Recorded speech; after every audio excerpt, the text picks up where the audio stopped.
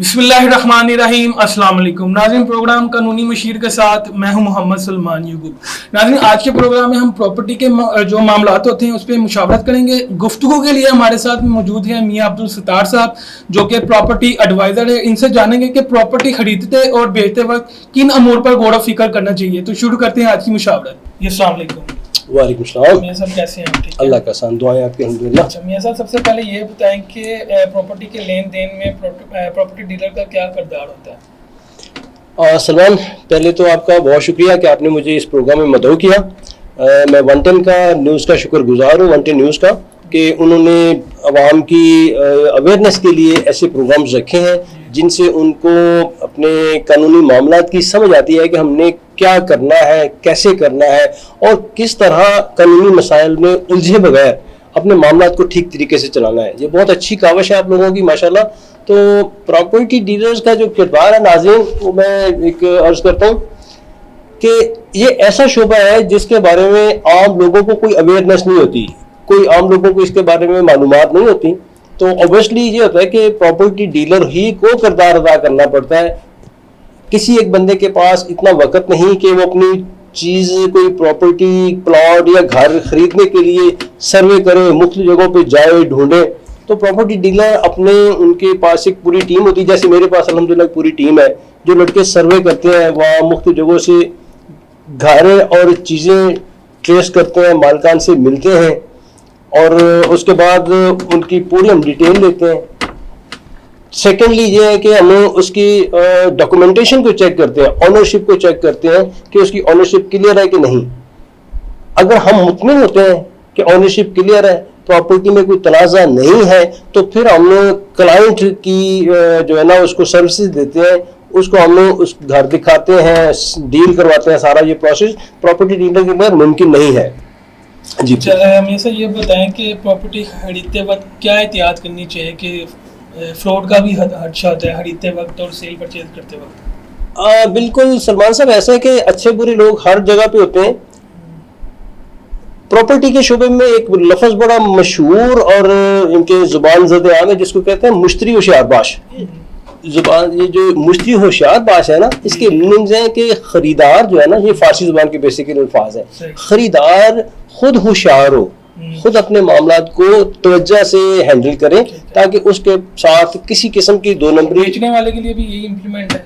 बेचने वाले के लिए भी है, यकीनी बात है, क्योंकि जरूरी नहीं, खरीदार के लिए ज्यादा है, खरीदार के लिए ज्यादा है, क्योंकि उसकी इन्वेस्टमेंट जा रही है और पैसा जा रहा है, उसका पैसा जा रहा है। प्लस ये कि अगर पैसा लगा के उसको मिले कुछ ना, तो बेचारा वो तो डबल लॉस में चला गया ना, ज्यादा शेयर होनी चाहिए। तो इसमें जो आपने सवाल पूछा है कि किन चीज़ों का ख्याल रखना चाहिए, वो मैं आपको बताता हूँ कि प्रॉपर्टी की जो इकसाम है ना, उनमें सबसे पहले देखना चाहिए खरीदार को कि अगर प्रॉपर्टी आम रूटीन की है, यानी पटवार में उसका इंदराज है, तो उसकी फर्द मलकियत चेक करें कि ये बंदा जो बेच रहा है मेरे पास, जिससे मैं डील कर रहा हूँ, आया ये वाकई ऑनर है कि नहीं, गवर्नमेंट रजिस्ट्री उसकी है या नहीं। रजिस्ट्री के बाद गवर्नमेंट के जो है इसका खाता, पटवार का शुबा, उसमें उसका इंदराज as a owner, as a मालिक है कि नहीं, ये चेक करें।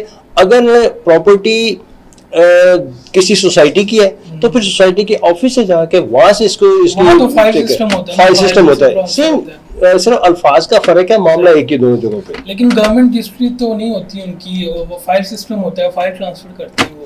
फाइल में भी कुछ केसेस में ऐसे देखा कि गवर्नमेंट रजिस्ट्री नहीं होती है, सिर्फ फाइल के ऊपर काम चल रहा है। उसमें ये है कि फाइल्स में ना, या तो वो सीवीटी पे करते हैं या फिर रजिस्ट्री भी साथ लगती है। लेकिन जो मैंने पहले चीज बताई कि पटवार सिस्टम में पटवारी आपके नाम इंतकाल चढ़ाता है, आपके जमीन को आपके नाम पे मुंतकिल करता है, जबकि जो है फाइल सिस्टम, उसमें सोसाइटी आपके नाम पे ट्रांसफर कर देती है। सिर्फ अल्फाज का फर्क है, महकमे का फर्क है, प्रोसेस एक ही है दोनों पे। और प्लीज कुछ। अच्छा, मुझे ये बताइए कि सोसाइटीज में और आम मोहल्लों में बतौर प्रॉपर्टी डीलर आप रिहाइश के लिए किस जगह को तरजीह देते हैं? इसमें तो देखें, हर बंदे की अपनी चॉइस है जी। हम किसी को, कुछ लोग होते हैं जो बड़ी पुरसकून जगह चाहते हैं, बिल्कुल अकेला तन्हाई पसंद होते हैं, लेकिन कुछ लोग ऐसे भी होते हैं सलमान के जो चाहते हैं कि हम कंजस्टेड हल्ले गुल्ले वाली जगह पे रहे। नहीं, वो तो आपकी बात ठीक है कि जो यानी कि सुकून वाली जगह जाते हैं वो सोसाइटीज की तरफ मूव कर जाती है। मैं आपसे पूछ रहा हूँ उनके कहाँ बेटर है, यानी कि खरीदार के लिए कौन सी है, मोहल्लों में या सोसाइटीज में? इसमें ना डिपेंड करता है जी कि उसकी अपनी बंदे की तबीयत और आप फितरत कैसी है। प्रॉपर्टी एडवाइजर क्या देखते हैं? मैं अगर चाहूंगा तो मैं तो यही चाहूंगा कि मैं किसी अच्छी सोसाइटी में जाऊं जी। लेकिन बात पता है क्या है, हर जगह की एक अपनी अफादियत है। मोहल्लों की अफादियत यह है कि वहाँ पे लोग एक दूसरे के खुशी गम में दुख दर्द में बराबर के शरीक होते हैं। छोटी सी आवाज पे पूरा मोहल्ला इकट्ठा हो जाता है। तो होगी ना, मैं इन्वेस्टमेंट पॉइंट ऑफ व्यू से पूछ रहा हूँ कि इन्वेस्टमेंट पॉइंट ऑफ व्यू से कौन सी जगह बेटर है, सोसाइटीज या मोहल्ले? सोसाइटीज बेहतर है, सोसाइटीज बेहतर है, क्योंकि सोसाइटीज में जो है ना चांसेस फ्रॉड के कम है। और फ्रॉड को तो खैर एक साइड पे रखें, लेकिन देखने में प्राइस इंप्रूव फ्रॉड जो है सोसाइटीज में ही आता है एज कम्पेयर टू मोहल्लास। नहीं, इसमें देखें पता क्या, मैं नहीं इस चीज को समझता। ऐसा है, देखे ना, एक मोहल्ला है उसकी तो प्रॉपर रजिस्ट्री, गवर्नमेंट रजिस्ट्री वगैरह भी होती है, जबकि सोसाइटीज में ऐसा नहीं देखने को मिलता है। तो आपने समझ मैं अर्ज करता हूँ, पता है आपको इसका शायद आप भी अपने लिहाज से ठीक कह रहे हैं। जो चीज़ आपको पता है, यकीनी बात है, आपके तजर्बे में ये बात आई होगी। लेकिन देखें, मोहल्लों में प्रॉपर्टी की मलकियत के एक नहीं 2-3 कह लें कि तरीक़ेकार हैं। वहाँ पे आपको मोहल्लों में प्रॉपर्टी मिल सकती है जो रजिस्ट्री इंतकाल वाली है, वहाँ पे वो मिल सकती है प्रॉपर्टी जो इस्तेमाल की है। सॉरी, इस्तेमाल मैंने लफ्ज़ गलत बोल दिया, मैं सुने पूरी बात सुने मेरी प्लीज। जो औकाफ की प्रॉपर्टी है, फिर यह है कि लाल लकीर के अंदर आती है जो सिर्फ अस्टाम पे होती है, यानी एक नहीं 3 है तरीका का आम इलाकों में। जबकि सोसाइटी में सिर्फ एक ही तरीकाकार होता है, वो फाइल ट्रांसफर है। तो सलमान भाई, फाइल ट्रांसफर में ये है कि आपके पास आप अगर डॉक्यूमेंटेशन को सही तरीके से चेक कर लेते हैं। ये भी है ना कि फाइल ट्रांसफर में एक जो फाइल है वो 2-3 बंदों के नाम हुई हुई है, ऐसे केसेस भी देखने को मिले हैं। ये है, बड़े रेयर केसेस ऐसे होते हैं, बड़े रेयर केसेस होते हैं, इसमें कोई शक नहीं। मैं जाती तौर पे देखे इस वक्त मैं बड़ी खुशी महसूस कर रहा हूँ यहाँ पे बैठ के कि 110 न्यूज़ चैनल ने ये सिस्टम शुरू किया है कि लोगों को अवेयरनेस हो, लोगों तक बात पहुँचे। इसमें कोई शक नहीं कि बाज़ सोसाइटीज में 2-2, 3-3 लोगों के नाम पे ट्रांसफर हो जाती है। लेकिन जिसने परचेजर है ना, वो तहकीक कर ले इस चीज़ की कि सबसे पहले जो अलाटी है वो बंदा जिससे मैं परचेज कर रहा हूँ या नहीं। अगर वो नहीं है तो फिर उसको ना खरीदेंगे। क्या आप ये समझते हैं कि जो सोसाइटी ओनर है उनको भी टैकल करना चाहिए इस मामले को? यकीनी बात है जी। देखें, सोसाइटी ओनर्स का ही तो सारा भरम, सारा वकार दाव पे लगा होता है। जिस सोसाइटी के ज़्यादा हो फ्रॉड केसेस खुदा ना खास्ता सामने आ जाए, या जिस सोसाइटी में लोगों को पता हो कि यहाँ पे हमारी ज़मीन जायदाद महफूज नहीं है, वो सोसाइटी का ऑनर अगर दूसरी कोई स्कीम डेवलप करता है, सोसाइटी डेवलप करता है, तो उसमें परचेजिंग लोग कम करेंगे, इन्वेस्टमेंट नहीं करेंगे। होनी चाहिए कि एक फाइल अगर 2-3 पर्सन के चेक एंड बैलेंस बहुत जरूरी है। चेक एंड बैलेंस बहुत जरूरी है जी। नाज़रीन, मियां साहब से गुफ्तगू का सिलसिला जारी है, यहाँ लेते हैं ब्रेक। वेलकम बैक नाज़रीन। अच्छा मियां साहब, मुझे ये बताएं कि कोई स्कीम किस हद तक दुरुस्त है, हम कहाँ से और कैसे पता लगा सकते हैं कि हमारे साथ कोई फ्रॉड ना हो जाए? देखिए सलमान भाई, मैं सोच रहा हूँ, समझ रहा हूँ इस चीज़ को कि ये 110 न्यूज़ की एक अच्छी काविश है कि इन्होंने लोगों में अवेयरनेस के लिए ऐसे प्रोग्राम शुरू किए हैं। आमतौर पर लोगों को पता नहीं होता कि हम जहाँ पे प्रॉपर्टी परचेज कर रहे हैं, किसी स्कीम इन्वेस्टमेंट कर रहे हैं या प्रॉपर्टी परचेज कर रहे हैं, तो आया वो सिर्फ जाके उस सोसाइटी के सेटअप को देखते हैं, उसके ऑफिस को देखते हैं और उसकी जो बिहाइंड जहाँ से उसके कंफर्मेशन मिलती है उसको कुछ लोग चेक नहीं करते। स्कीम में ये होता है ना, वो काफी चीपेस्ट रेट दे रहे होते हैं एज कम्पेयर टू मार्केट, तो एक कस्टमर इंटरेक्शन पैदा होती है। प्रॉपर्टीज इंस्टॉलमेंट्स पे मिल जाती हैं वहाँ पे और वाकई रेट चीपेस्ट होते हैं और बाईपास लोगों ने पार्शियल पेमेंट करनी होती है, लोगों की सर्विस लेस है करते इस मामले में कि वाकई ये ऑथेंटिक है या है नहीं। लेकिन उसके लिए ये है कि हमें सबसे पहले एलडीए में, अगर इनके मैं अपने लाहौर की बात कर रहा हूँ या जो भी मिजाज अथॉरिटी है, वहाँ से जाके पता करना चाहिए कि आया ये जो सोसाइटी बन रही है इसका इनके पास एनओसी मौजूद है कि नहीं। सही। प्रॉपर्टी मुतलका अदारे में जो गवर्नमेंट का है उसमें रजिस्टर्ड हो, वहाँ पे उसको एनओसी मिला हो एनओसी मिला हो, और तब जाके कोई बंदा उसमें इन्वेस्टमेंट कर सकता है। इन्वेस्टमेंट। अगर उसका एनओसी उसके पास नहीं है, वो मुतलका अदारे में रजिस्टर्ड नहीं है, उसका नक्शा पास नहीं है, सबमिट नहीं है मुतलका अदारे में, लाहौर में एलडी है, तो उसके अलावा प्रॉपर्टी उस सोसाइटी में इन्वेस्टमेंट नहीं करनी चाहिए बिल्कुल। यानी कि जो खरीदने वाला है उसको इन चीजों का पता होना पता नहीं, लाजमी बात है, लाजमी बात है। ठीक है। क्या स्टाम्प वाली जो प्रॉपर्टी होती है ये खरीदनी चाहिए? देखिए मोस्टली मैं अपने सिटी की बात कर रहा हूँ, लाहौर की। लाहौर में मोस्टली जो प्रॉपर्टीज है ना वो स्टाम्प पे ही आती हैं। स्टाम्प में कौन कौन सी प्रॉपर्टी शामिल है? सिंपली देखें कि महकमा औकाफ, यहाँ पे हिंदू औकाफ है, मुस्लिम औकाफ है, सिख औकाफ है, क्रिश्चियन कम्युनिटी भी है। इनकी प्रॉपर्टीज हैं जो इनके औकाफ बने हुए हैं मशीनरीज के तहत, और दूसरे वो प्रॉपर्टीज हैं वो तो आपके नाम पे समझे कि सबलेट हो रही है, आपको अलाट हो रही है कुछ मखसूस पीरियड के लिए। अगर आपका ज़हन इस पे मुतमिन है कि आप 33 साल या 50 साल या 100 साल की लीज पे लेना चाहते जगह, तो ले लें, उसमें वो आपको कोई डिस्टर्बेंस कोई नहीं है। दूसरे नंबर पे आ जाती प्रॉपर्टी वो जो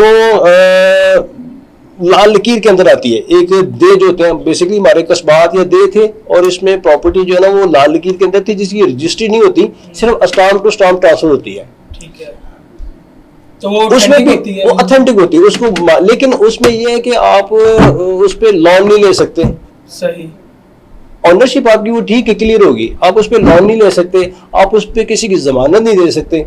इन चीजों के लिए सबसे जरूरी है, सबसे मैं समझता हूँ बेस्ट है वो रजिस्ट्री होना है। वो रजिस्ट्री, और रजिस्ट्री भी वो प्रॉपर्टी जो रजिस्ट्री इंतकाल हो। रजिस्ट्री के मीनिंग्स हैं सलमान भाई, मैं आपके चैनल के तवज्जो से लोगों को ये बताना अच्छा समझूंगा, पसंद करूंगा कि जो रजिस्ट्री है बेसिकली ये क्या है। ये गवर्नमेंट ने आपकी प्रॉपर्टी की वैल्यू के मुताबिक स्टाम्प की ड्यूटी रखी हुई है कि इतनी मालियत के स्टाम्प लगा के आप अपने मायदे को रजिस्टर्ड कर सकते हैं। रजिस्ट्री मीन कि आपका जो मायदा दो फ्रीकैन के दरमियान खरीदार और परचेजर, ये भी तो कह सकते हैं ना कि जो आपकी प्रॉपर्टी उसको गवर्नमेंट रजिस्टर कर देती है। वो सिर्फ प्रॉपर्टी नहीं, मैं ये बात मेरी पूरी समझने की कोशिश करें, ये बड़ा अहम नुक्ता है जिसका आम लोगों को शायद पता नहीं है। प्रॉपर्टी डीलर के बारे से मैं ये बताना पसंद करूंगा कि रजिस्ट्री जो बेसिकली ना ये इस चीज का नाम है कि ये मायदा दो फ्रीकैन के दरमियान रजिस्टर्ड हो गया है। रजिस्ट्री इसके अलावा और कुछ नहीं है। ठीक है, एक बंदे ने प्रॉपर्टी पर सेल की है, दूसरे ने परचेज किया है, उसने जमीन दे दी, उसने पैसे दे दिए, तबादला हो गया। ये तबादला नामा जो है ये आपने एक जगह पे लिख लिया कागज पे, वो रजिस्टर्ड हो गया, लेकिन गवर्नमेंट स्टैम्प, लेकिन ये ऑनर के नाम अभी मुंतकिल नहीं हुई। उसका प्रोसेस अगला रजिस्टर के बाद उसको पटवारी के पास जाके अपने नाम पे मुंतकिल करवाना है। ठीक है, ये सबसे अहम पॉइंट है जिसको लोगों को अवेयरनेस नहीं है, लोग इसकी परवाह नहीं करते। ये बहुत जरूरी है, ये होगा तो फिर आप ऑथेंटिक मालिक हैं। और स्टाम्प का क्या मतलब है? यानी कि रजिस्ट्री जो है ना दो फ्रीकैन के दरमियान मायदे का नाम है, स्टाम्प को कैसे आप एक्सप्लेन करेंगे? स्टाम्प भी बेसिकली वही है, लेकिन स्टाम्प में ये आ जाता है थोड़ा कि रजिस्ट्री उस जगह भी होती है जो पहले से गवर्नमेंट के पटवार रिकॉर्ड में और कचहरी में उसकी अंदराज मुसलसल चल रहा है। अच्छा, एक से दूसरा मालिक, दूसरे से तीसरा मालिक ट्रांसफर हो रही है, वो एक रिकॉर्ड हो रहा है, वो गवर्नमेंट के जो रजिस्टर्ड है, गवर्नमेंट का जो अदारा खाता है उसमें वो रजिस्टर्ड हो रहा है आपका। जबकि जो स्टाम्प वाली मलकियत है ना, इसकी ऑनरशिप इसके पीछे क्या है, जो है ना स्टाम्प वाली प्रॉपर्टी, उसके पीछे क्या है? या महकमा औकाफ है, या वो सेंट्रल गवर्नमेंट की प्लेस है, या वो प्रोविंशियल गवर्नमेंट की प्लेस है। जमीन जो है ना, जायदाद, उसके असल मालिक या गवर्नमेंट होती है, कोई अदारा होता है, जैसे रेलवे है, जैसे आर्मी की प्रॉपर्टीज है। मैं यहाँ पे ये कहना चाहूँगा, अगर कोई शख्स स्टाम्प वाली प्रॉपर्टी लेता है, कल को रेलवे क्लेम कर देता है ये तो हमारी प्रॉपर्टी है, तो फिर वो शख्स क्या करेगा? नहीं, वो लेगा, उसके तरीका कर रही है कि जब वो जमीन लेता है और एक फर्द दूसरे बंदे से मायदा करके लिख लेता है, लेकिन उसको चाहिए कि उसका अंदराज जो है ना वो रेलवे मुतलका महकमे में जरूर करवाए, ताकि कल को अगर महकमा क्लेम करता है तो बंदा कम से कम अपना दिखा सके कि जी मैंने तो आपके पास में रजिस्टर्ड हुआ हूँ। ये चीज अगर सपोज कोई शख्स नहीं करता तो उसके लिए तो मसला हो सकता है, उसके लिए मसला बन सकता है। मैं यही चाह रहा हूँ कि आपका बड़ा मुझे खुशी हो रही है प्रोग्राम की कि इसके जरिए लोगों को अवेयरनेस हो रही है। बड़ी चीज। आप किसको तरजीह करेंगे, स्टाम्प वाली प्रॉपर्टी को या? नहीं, मैं समझता हूँ जी, देखें स्टाम्प वाली प्रॉपर्टी में भी हर्ज कोई नहीं है, क्योंकि लेकिन लोगों में लैक लेकिन ऑफ जो नॉलेज है इसके लैक ऑफ नॉलेज है जी, वो उसका अगर डॉक्यूमेंटेशन को सही तरीके से करें, कब्जा मौके पे लें और अपने उसका जो ऑनर है उससे एनओसी वगैरह उसका लें। इसका भी एनओसी होता है, एनओसी इसका मिलता है रेवेन्यू अथॉरिटी से जी, सही। तो उधर से इसका इंदराज कराएं अपने सही तरीके से, तो इसमें भी कोई हर्ज नहीं है। लेकिन जो रजिस्ट्री वाली जगह है, रजिस्ट्री इंतकाल वाली जगह या सोसाइटी है तो फाइल वाली जगह, वो बिल्कुल अथेंटिक है, गवर्नमेंट उसको मानती है, उस पर बैंक लोन मिल सकता है, उस पर आपको आप किसी की जमानत दे सकते हैं, ये सारी उसमें होती है। अगर एक शख्स स्टाम्प वाली प्रॉपर्टी पे एनओसी ले लेता है फिर बैंक लोन वगैरह मिल सकते हैं उससे? उसमें जी वो मुतलका शोबे से बात करने से क्लियर होता है ये। क्लियर हाँ, होता है, यानी कि हो सकता हो उसमें सकता है, लोन हो वगैरह सकता है, हो सकता है। अच्छा, इसके अलावा पीटीआई क्या होता है? ये PT1 होता है जी बेसिकली। PT1 क्या होता है? PT1 बेसिकली अगर आप रेवेन्यू अथॉरिटी में टैक्स पे कर रहे हैं अपनी प्रॉपर्टी का, तो आप वहाँ पे इसको ना इंदराज करा के सबूत दे सकते हैं कि जी हम इस प्रॉपर्टी पे एज ए कागज बैठे हुए हैं। PT1 रजिस्ट्री नहीं है, अच्छा, PT1 सबूत मलकियत नहीं है, सबूत कब्जा है ठीक है। कि आपके तसर्रुफ में ये जगह है और आप इसको इस्तेमाल कर रहे हैं और इसके एवज गवर्नमेंट को कुछ टैक्स पे कर रहे हैं। ठीक है। अच्छा मियां साहब ये बताइए कि ये जो प्रॉपर्टी डीलर्स अपने लेटर पैड पर रसीद दे देते हैं, इसकी क्या कानूनी हैसियत है? कानूनी हैसियत तो इसकी कुछ नहीं जी, लेकिन कानून तो जो आप एक सादे कागज पे आपस में कुछ लिख लेते हैं उसको भी मानता है। अगर उस पर साइन अंगूठे आपके सबूत है ना, साइन किए हैं लेने और देने वालों ने, और उस पर अपने अंगूठे तो कंपल्सरी मैं अर्ज करता हूँ जी। और अगर उसको आपने मजीद अथेंटिक बनाना है तो उस पर आप अगर सादा कागज है तो उस पर आप जो है ना सीधी टिकटें लगा सकते हैं। सही। लेकिन जो है ना ये प्रॉपर्टी डीलर्स का लेटर पैड, इसकी कानूनी हैसियत इतनी कोई नहीं है। असल तरीका का यही है कि आप कोई भी मुआहदा करें, क्योंकि गवर्नमेंट इन सारे मामलात की सरपरस्ती करती है, लुक आफ्टर करती है, इसीलिए कि गवर्नमेंट ने स्टाम्प पेपर इशू किए हुए हैं। तो ज्यादा बेहतर है कि आप छोटे से छोटा मुआहदा भी करें, कोई भी लेन देन करें, उसके लिए गवर्नमेंट स्टाम्प पेपर लें, वो चीज ज्यादा अथेंटिक है जी। क्योंकि हमें देखिए कानून के दायराकार में रहते हुए कानून का एहतराम करना चाहिए। खसूसन लेन देन के मामले में जो है ना ये जिम्मेदारी हमें पूरी करनी चाहिए कि हमने जुबानी लेन देन की बजाय या सादे कागज पे लिखने के या किसी के लेटर पैड पे लिखने के थोड़ा सा तरद्दुद कर ले। जहाँ पे हम लाख रुपए दे रहे हैं वहाँ पे 1500 2000 की कोई अहमियत नहीं है, स्टाम्प पेपर लेना चाहिए। ठीक है। अच्छा मियां साहब क्या औकाफ की जमीन प्रॉपर्टी लेनी चाहिए और इसका तरीकाकार क्या है? औकाफ की प्रॉपर्टी का तरीकाकार है, लेने में कोई हर्ज नहीं है। इसमें आप ये चीज क्लियर रखें ज़हन में कि आप इसके ऑनर नहीं है। सही। ऑनर वही महकमा या वही अदारा है या वही ही कम्युनिटी है जिसकी ये प्रॉपर्टी है। सही। आप इसके ऑनर नहीं बनते, आप जस्ट लीज पे ले रहे हैं जगह, आप सिर्फ उसके लीज पे ले रहे हैं, टेनेंट है आप उसके, कि आप उस जगह को इस्तेमाल कर रहे हैं और उसका बड़ा लिमिटेड सा ना बड़ा माइनर सा रेंट उसको पे कर रहे हैं। सही। मुद्दत मुकर्रर हो जाती है, तैयार हो जाता है, 33 साल के लिए 100 साल की लीज है, 50 साल की है, 25 साल की, कितने की, उस लीज को आप कंफर्टेबल समझते हैं कि मेरे कारोबार के लिए या मेरी जरूरत के लिए इतने अरसे की मुद्दत ठीक है, तो वेल एंड गुड, इसमें कोई हर्ज नहीं है। अच्छा एक छोटी सी बात मैं कहूंगा कि इसमें यह है कि आप एक प्रॉपर्टी है, फर्ज करें उसकी मालियत 1 करोड़ है, वहीं पे आपको औकाफ की प्रॉपर्टी मिल रही है, मालियत तो उसकी भी 1 करोड़ होगी, लेकिन वो आपको चंद लाख दे के एडवांस दे के तो आपको लीज पे मिल जाएगी। ठीक है, तो उसका आपको फायदा ये होगा, बाकी जो आपकी अमाउंट है आप उसको कारोबार में इन्वेस्ट कर सकते हैं। ऑनरशिप का फायदा यह है कि वो एक मुस्तकिल आप उसके मालिक हैं, जब चाहे आप उसको सेल आउट करके, अल्लाह करे आपके नसीब अच्छे हो तो उसकी कीमत बढ़ गई हो तो आप उसको सेल आउट करके बिजनेस पॉइंट ऑफ व्यू से ज्यादा बेहतर ये है कि अगर आपके पास पैसा है, अगर आपकी जेब इजाजत देती है तो आप परचेज करें। लेकिन अगर आपकी ये पोजीशन नहीं है कि परचेज कर सके, इन्वेस्टमेंट कर सके, तो फिर आप परचेज नहीं कर सकते ना। वो परचेजिंग नहीं है, वो परचेजिंग में पहले भी बताते, वो परचेजिंग नहीं है जी। अच्छा, अगर एक खरीदार है, वो उसने एक प्रॉपर्टी खरीदी है, उसे नहीं पता था कि ये जगह महकमा औकाफ की है, उसने खरीद ली, अब वो क्या कर सकते हैं? उसके बाद फ्रॉड हो गया। नहीं, फ्रॉड में देखें उसके इल्म में नहीं थी, सेलर ने अपनी क्या के बेची उसे, लेकिन वो बेसिकली जगह ऐसा या तो वो बंदा जो सेलर है वो कुल्लियतन फ्रॉड करेगा, उसके जाली डॉक्यूमेंट्स बनाएगा। अगर वो ऐसा नहीं करता, अगर नहीं, उसने फ्रॉड कर दिया, उसके साथ फ्रॉड कर दिया, फिर उसके लिए बेहतरीन हल यह है कि बंदा उसको तो परसू करे अपना हक वापस लेने के लिए, लेकिन अपनी जो प्रॉपर्टी जो उसको मिली है उसको बचाने की खातिर वो मुतल्लिका महकमे को टच करे, उनके साथ रब्ता करे और उसका जो लीगल प्रोसेस है अपने नाम पे लीज ट्रांसफर करने का, उस लीगल प्रोसेस को वो ओबे करे, उसको अपने नाम पे सही तरीके कानूनी तरीके से करवाए, तो उसकी कुछ फीस पे करे। उसके नाम ट्रांसफर हो सकती है? जी, ट्रांसफर इसके मुख्तलिफ तरीके हैं। उसकी अदालती कार्रवाई है, जो अदालती नहीं, महकमाना कार्रवाई, इसमें लफ्ज इस्तेमाल होगा महकमाना कार्रवाई। महकमाना कार्रवाई उसकी मुकम्मल होगी तो वो उसको लीज उसके नाम ट्रांसफर हो सकती है, क्योंकि उसने तो अमाउंट फुल पे कर दी है। नहीं, महकमे को उससे गर्ज नहीं है कि उसने वो बंदा उसके साथ क्या कर गया है, उसने किसको दी है।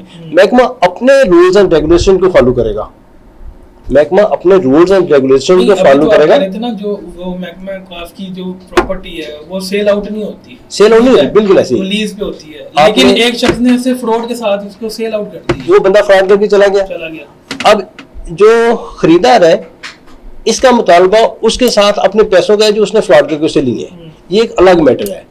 सबसे पहले अभी जरूरी है कि हम प्रॉपर्टी को बचाए, इसको कवर करें, तो उसके लिए उस बंदे को चाहिए कि वो मुतल्लिका महकमे में जाए, वहां पे जाके एक एप्लीकेशन सबमिट करे कि मैं इस जगह को काबज हूँ, इसका मुझे किसी से मैंने लिया लेकिन वो बंदा मुझे डॉक्यूमेंटेशन नहीं मेरे साथ करके गया, तो अब मैं इस पे काबज हूँ तो मेरे नाम पे इसकी लीज ट्रांसफर की जाए, उसकी जो भी मुतल्लिका महकमे की शेड्यूल्ड फीस है वो पे करे, तो वो कानूनी हो जाएगा। लीज पे मिली ना जगह, लीज पे ऑनर तो नहीं ना, ऑनर नहीं हो सकता उसका, फ्रॉड उसके साथ हो गया। मैं ये अर्ज कर रहा हूँ, ये दो अलग टॉपिक है। जो बंदा फ्रॉड कर गया उसको अलग परसू करें अपनी रकम रिकवर करने के लिए, जिस जमीन को उसने लिया है उसको बचाने के लिए लीज को ट्रांसफर करने के प्रोसेस मैं आपकी बात समझ गया हूँ। आपके कहने का मकसद ये है कि वो उसके साथ फ्रॉड हो गया, औकाफ ने उसे लीज पे दे दी जगह, ठीक है, लेकिन ये कि उसकी जो अमाउंट है वो तो उसकी फिलहाल बैड बिल्कुल। तो आप क्या रिकमेंड करेंगे कि आपको औकाफ की जगह परचेज करनी चाहिए या नहीं करनी चाहिए? मैं में कंक्लूजन आपका जानना चाहता हूँ। इसमें कोई हर्ज नहीं है जी, मुख्तलिफ महकमे की ये, क्योंकि पाकिस्तान में ये पैरेलल एक सिस्टम चल रहा है। एक प्रॉपर्टी है जो आप परचेज करते हैं उसके आप कानूनी ऑनर बन जाते हैं। परचेज आप उसी सूरत में करेंगे आप अगर आपके पास उतनी अमाउंट है तो। अगर आपके पास उतनी अमाउंट नहीं है, आप जुज़ वक्ती को कारोबार करना चाहते हैं या वहाँ पे रैश रखना चाहते हैं, सपोज 20 साल के लिए 30 साल के लिए, तो आपको सेंट्रल गवर्नमेंट, प्रोविंशियल गवर्नमेंट या औकाफ की जगह लेने में कोई हर्ज नहीं है। यानी कि इसमें ये है कि जो परचेजर अगर आप उसको मस्ट नॉलेज होना चाहिए, नॉलेज होना चाहिए और अपने किसके नाम और अपने उसके कानूनी तकाजे पूरे करने, यानी कि खरीदने से पहले उसके जो भी है। देखिए आपका ये प्रोग्राम ना कानूनी मशीर, ये बड़ा अहम है और ये कानूनी मशावरत ही हम लोग कर रहे हैं लोगों की अवेयरनेस के लिए कि उसमें कानूनी तकाजे उसके पूरे किए जाएं। अगर वो कानूनी तकाजे पूरे करता है तो ये प्रॉपर्टीज लेने में भी कोई अवेयरनेस बहुत बिल्कुल असर। अच्छा, मुझे ये बताएं, जो प्रॉपर्टी एडवाइजर होता है इसमें इसका क्या रोल होता है? इसका एक शख्स ने प्रॉपर्टी खरीदनी है, प्रॉपर्टी एडवाइजर उसकी क्या? मैं एक छोटी सी बात कहूंगा कि एक मरीज के लिए डॉक्टर का क्या रोल है। देखिए, हर शोबे को हर बंदा नहीं जान सकता, हर चीज की अवेयरनेस हर बंदे को नहीं है। अगर बंदा बीमार है तो वो यकीनी बात है डॉक्टर के पास जाएगा, डॉक्टर उसको रिकमेंड करेगा कि आप फलां दवाई यूज करें, फलां सिरप यूज करें या इसके लिए ये डोज दी जाए। इसी तरह प्रॉपर्टी डीलर को सारी हॉलो होती है, एक आम बंदा तो उतनी अवेयरनेस नहीं रखता। प्रॉपर्टी डीलर की हॉलो होती है कि ये प्रॉपर्टी कौन सी है, मैंने इसको कितने मार्केट वैल्यू के मुताबिक कितने कम रेट में इसको लेके देना है, खरीदार का कितना फायदा करना है, या मालिक की प्रॉपर्टी की कितनी हमने सेफ्टी करनी है। ये चीजें प्रॉपर्टी डीलर का अहम रोल है। ये देखा गया कि प्रॉपर्टी एडवाइजर भी फ्रॉड में मुलव्वस पाए गए हैं काफी। मैंने एक बड़ा प्यारा फिक्रा पिछले दिनों सलमान साहब पढ़ा था कि वो लिखा हुआ था कि ये ना सोचें अगर कि हमारे साथ कोई मौलवी फ्रॉड कर गया, ये सोचें कि फ्रॉडी ने दाढ़ी रखी हुई थी। सही, यही हाल हर शोबे पे मुंतबिक होता है कि ये ना कहें कि प्रॉपर्टी डीलर सारे फ्रॉडी हैं, कोई फ्रॉड या प्रॉपर्टी डीलर के ग्रुप में आपके साथ आते हैं, उसको एक्टिव होना जरूरी है, उसको वो तो मैंने पहले सिर्फ रिलायंस जो है वो प्रॉपर्टी एडवाइजर आंखें बंद करके एतबार ना करें, मुश्तरी होशियारबाज का पहले भी मैंने लफ्ज़ बोला, बिल्कुल इसमें कोई शक नहीं थी। मियां साहब बहुत शुक्रिया आपका कीमती वक्त देने का, थैंक यू वेरी मच। जी नाज़रीन, तो ये थी आज की कानूनी मुशावरत जिसमें हमने बात की कि प्रॉपर्टी खरीदते और बेचते वक्त आपको किन अमूर पर गौर व फिक्र करना चाहिए ताकि प्रॉपर्टी खरीदते और बेचते वक्त आपको किसी मुश्किलात का सामना ना करना पड़े। इसी के साथ मुझे मोहम्मद सलमान याकूब को दीजिए इजाज़त। अल्लाह हाफिज़।